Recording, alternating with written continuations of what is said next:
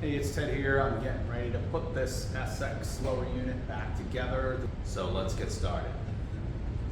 Okay, so first I'm going to put the pinion gear shims back in the case. From my measurements, I have 9 thousandths is what I'm going to start with. So I have a 5 and a 4 thousandth shim. I'm going to put those down inside the case on the shoulder. So next I'm going to put the race in behind that. So from the book, I need some special tools, and we're going to start out with this pusher puller bolt. And I also have this guide tool that this is going to go through. Again, this is the one we use to remove it, 385-0619, or the OMC part number 914700. That fits perfect. I'm going to put that through here.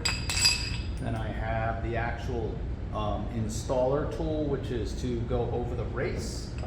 So I'm going to take that race assembly, that lower race.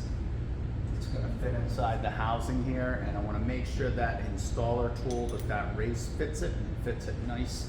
So that part number for that race installer is Volvo 385-0621, or the OMC part number, the old number here is 914700. So I'm going to put that, thread that on the end of this tool, and that will drive that race in. So I'm going to get a little oil, put a little oil on the outside of that race and drive that race in. Put a little oil on the outside, inside of the housing, get that race going in, get that centered.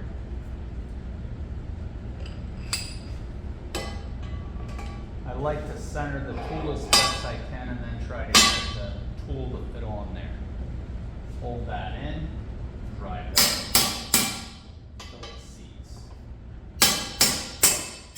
The tone change, we know that race is buried in there. So I'm going to install the forward gear race next. And from my measurements previously, I have a 10 thousandth shim. I'm going to put that 10 thousandth shim down inside the housing on that shoulder.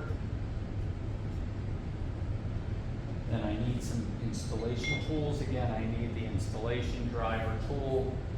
That part number is 885-0609. I need that guide plate tool again. That part number is the old 914686.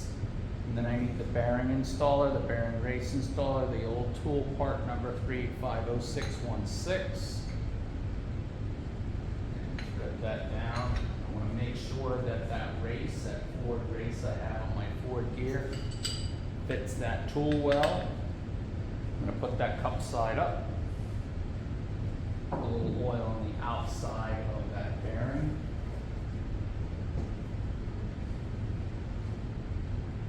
Installing it. Slip that down inside.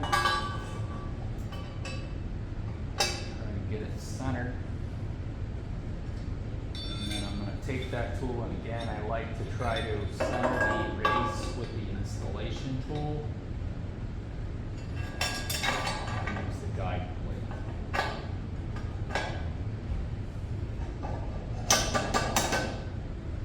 And then I'll drive that race in and bottom that race up.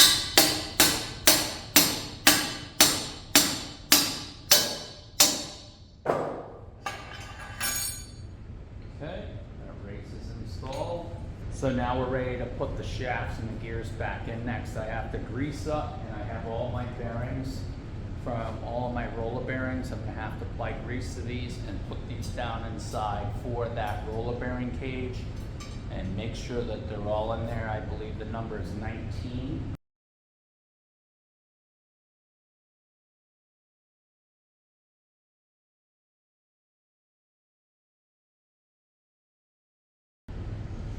Okay, I got all 19 in there.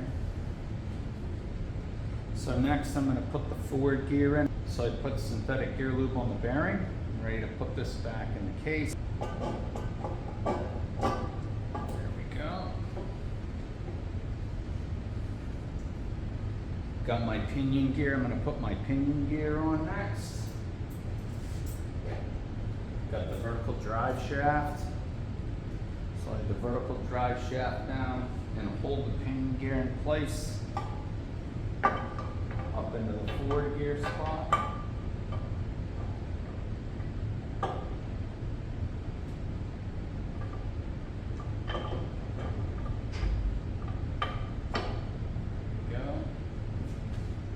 Okay, I can see the threads down inside the housing. Got the upper race for that vertical drive shaft. I'm going to put that down over the housing. And I have my retainer.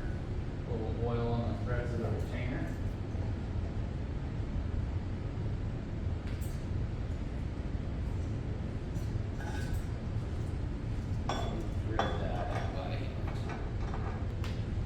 Using the retainer tool that we removed earlier, that's 3850601. Just going to thread this down till that race seats. At this point, I'm going to use the old nut. My final assembly will be a brand new nut, and I'm going to put a brand new nut on and drop a Loctite. So I have the spline socket. Part number 3850598. So I have my special tool again, same thing we're going to use to re-torque that pinion nut. Thread this on here.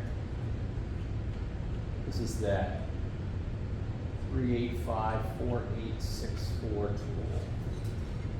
That fits down inside the forward gear and holds that pinion nut in place. Rotate the drive shaft till it seats. Spacer in here to hold the shaft straight. Now I'm ready to torque that pinion nut. I'm going to torque it back to the spec that I did before. The book, and that was 150 to 160 foot-pounds.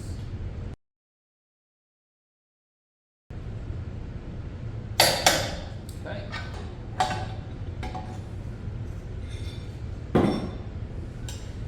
So now I need to set the rolling torque of the shaft, which is the vertical drive shaft without anything else. I have my adapters for my inch-pound torque wrench, 0 to 30 inches. I need my retainer tool so I can tighten this down just a little at a time to hit that 3 inch-pound range. So let's just snug it in. 1 rotation per second is what we're looking for.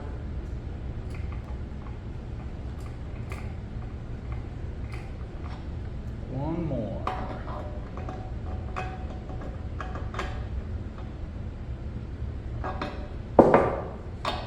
Needle shouldn't jump at all.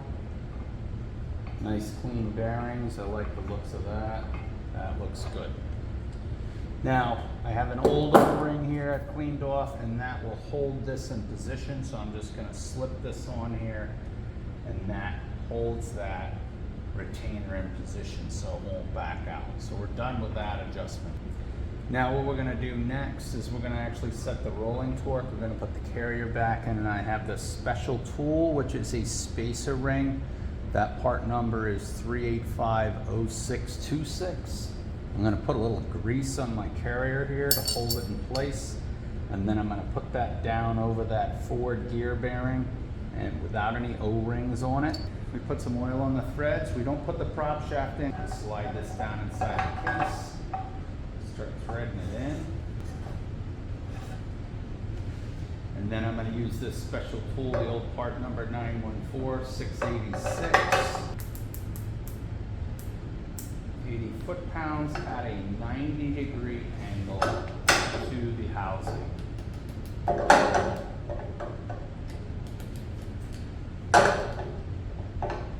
90 degrees. And there's 80 foot-pounds.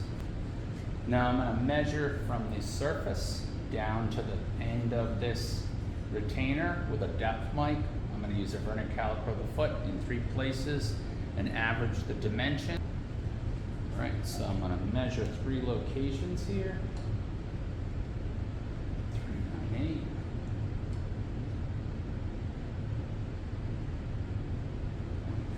402.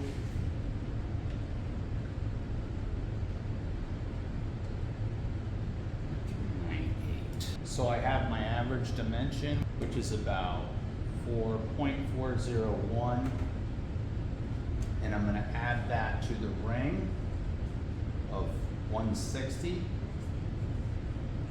160.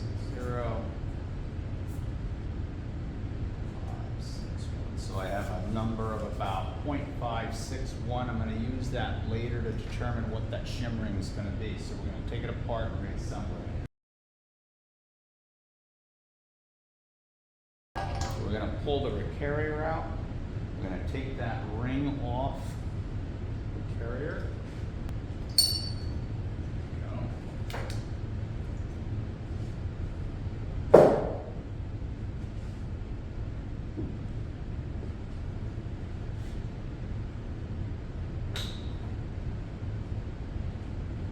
Put some gear lube on the bearing for my prop shaft. I'm going to slide that back down inside the forward gear. Put a little oil in that bearing so I get a good rolling torque there. And put the carrier back in with no ring, no shims. And the next step, what we're going to do is they're going to measure and set the rolling torque in the case. And then we'll check our gear lash. There's several steps here you have to pay attention to the book. So from the gear count on this gear case, I found that the gear teeth was 1727 when I counted them. And that makes the two options for this gear ratio 1.97 or 1.66. Now what I need to do is I need to set the rolling torque based on the gear ratio. So in the book it'll tell you that 166 and 197, which is what I have here. I'm going to use the rolling torque of 11 to 18 inch-pounds for the whole drive. So I'm going to tighten this up and set this to 11 to 18 inch-pounds. So 11 to 18. Take 15 as a magic number.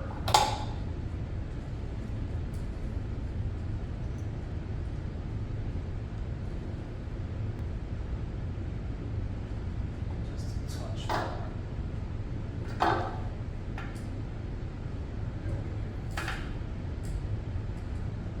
Okay, so that's 15 inch-pounds of rolling torque. So next we're going to check the gear lash on the drive, and I have this tool 350-612 with a line cut in it. And then I'm going to set my dial indicator up again so I can measure the gear lash, how much play is in the shaft. The prop shaft can't turn, and since you've set it at that 11 to 18 inch-pounds, it shouldn't rotate. So I'm going to set this up and get it 90 degrees to that tool.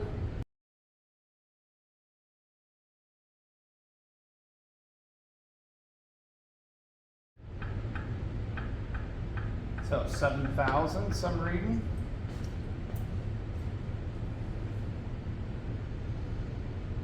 And the book says between 5 and 12 thousandths is the value. And I got 7, right on the money. All right, it's a little misleading in the book. When you get to this point, you check the gear lash. I set my rolling torque at 15 inch-pounds. My gear lash is at 7. I need to measure the depth of this again without any shims under that carrier. So we're going to do that again. So I'm going to measure this depth, see what we come up with, away from the bolt holes it says.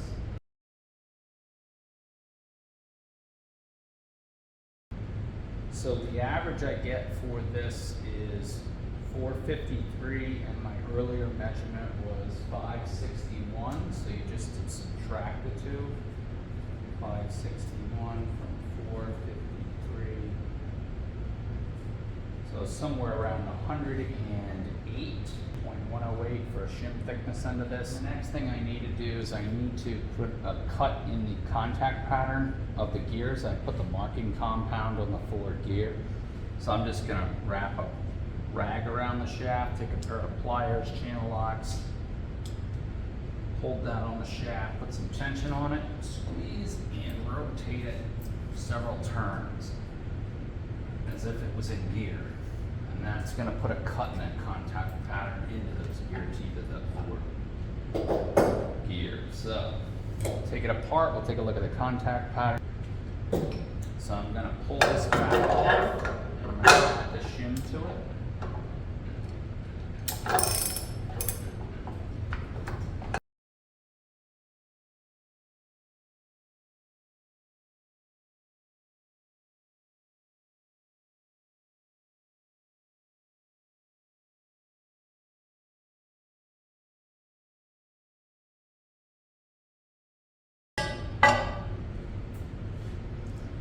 Okay, so I've got the contact pattern and it's supposed to be slightly towards the toe in the middle of the tooth, and that looks where it is, so I like that. So ready to just do a final reassembly with new O-rings. Okay, so the contact pattern looks good. We're going to do a final. I put the forward gear back in and we're ready to put this back together one final time.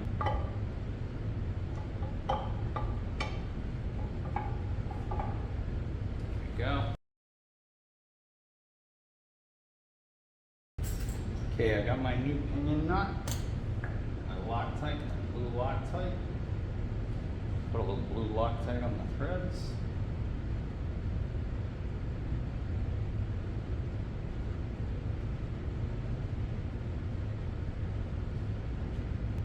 Thread that on the vertical drive shaft.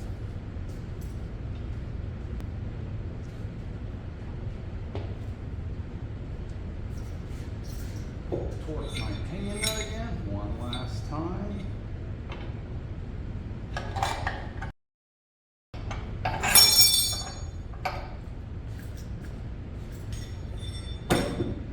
Okay, I have to set that initial rolling torque back to 4 inch-pound, 3 to 4 inch-pounds.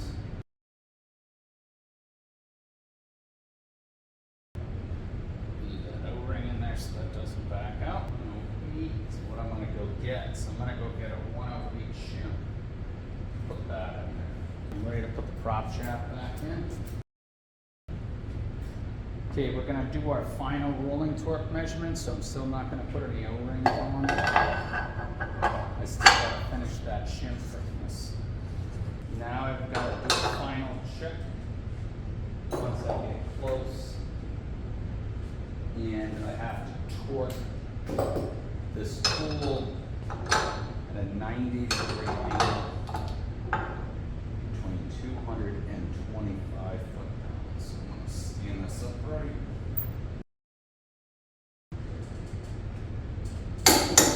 Okay. Let's see what we got for our rolling torque. It can't exceed 18 inch-pounds.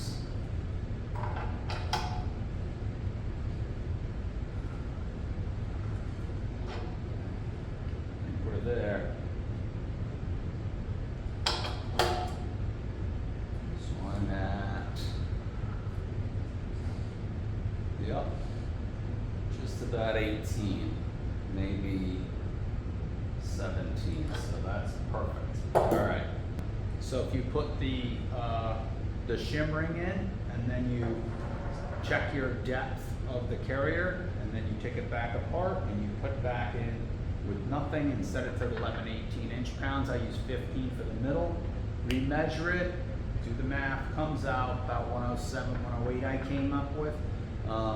Torque it at that 200 foot-pounds at 90 degrees. Comes out right on the money. So I'm hoping that helps you understand how to rebuild these older SX lower units. I hope you enjoyed the video. Hit that like button and please subscribe, and I'll see you in the next one.